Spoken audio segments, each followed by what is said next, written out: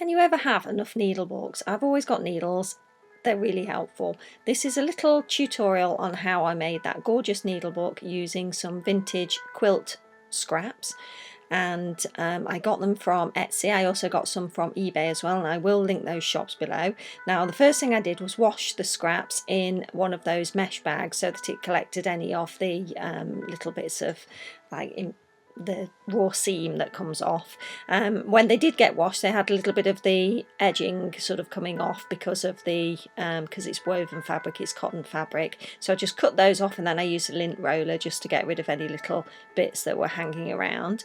Now these are approximately 19 to 21 centimeters square, and I could make two of the books out of each of these scrap squares that I purchased.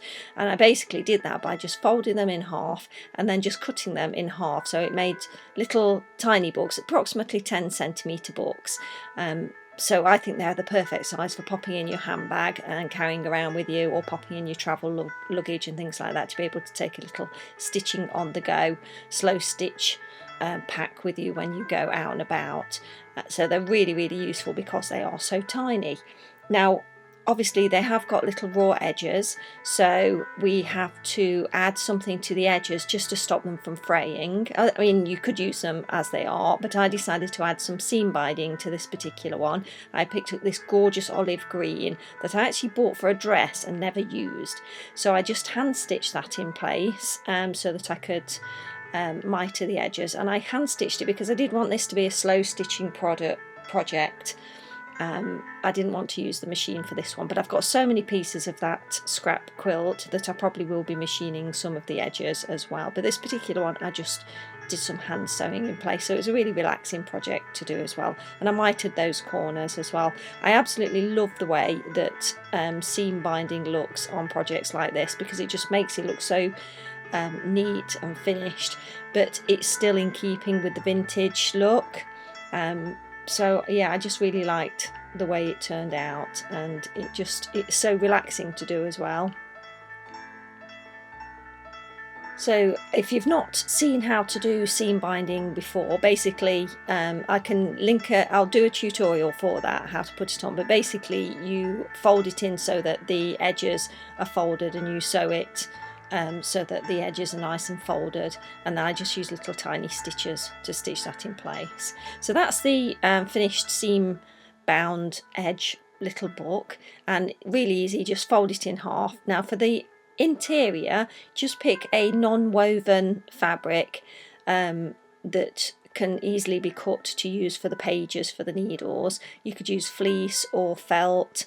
In some of mine I did use some sort of felted jumper, but these particular ones, they're commercially available pieces of felt. I think that's some fleece as well, but I just picked out some pretty colours of felt that I had available that I thought looked quite nice, and I just cut out a piece for the middle, and this piece is going to be to hold the little needles. So I just cut a piece that's slightly smaller than the book itself when it's open, and so it's just a little rectangle of felt. Just make sure that it's not so big that it's hanging out the edge of the book.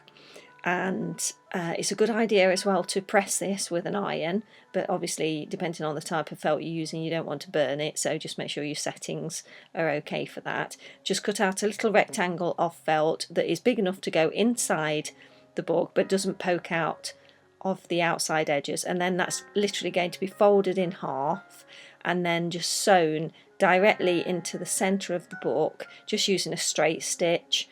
And then that holds it neatly in place inside the book, and then it's really easy just to pop your little needles on those pages, and you've got 2 pages then for your needles, so you can put plenty in there. I don't tend to put a lot of needles in each of my books. I tend to use my books for sort of separate types of needles. So for example, I've got one that I use for my beading needles, one for embroidery needles and things like that. But obviously if I'm going out and about, then I might want to pop a couple of different types of needles into each book. So I'm just trimming the edge there just to make sure that it's not too big for the book itself. And then I'm going to sew that centrally into the book, so it just becomes a little page. Now of course you could use these little book covers and use them as little journal covers as well, couldn't you? Even though these ones are really tiny, it's the same process to do it for a journal cover. You could easily just sew in some little pieces of paper instead if you wanted, or maybe some sketchbook paper, or maybe watercolour paper instead. So these are the little pockets. I always like to add something on the interior that holds my needle threader, and also just gives me a little bit more space if I wanted to maybe pop a couple of buttons in there or something else into the little pockets. So all I do is just cut a couple of little rectangles. These happen to be pinked on one edge, I think because I pinked out some backing for a card, I think actually, so I had this left over, and I'm just going to sew those on as little tiny pockets, and I'm just using the pinked edge as the top edge for that.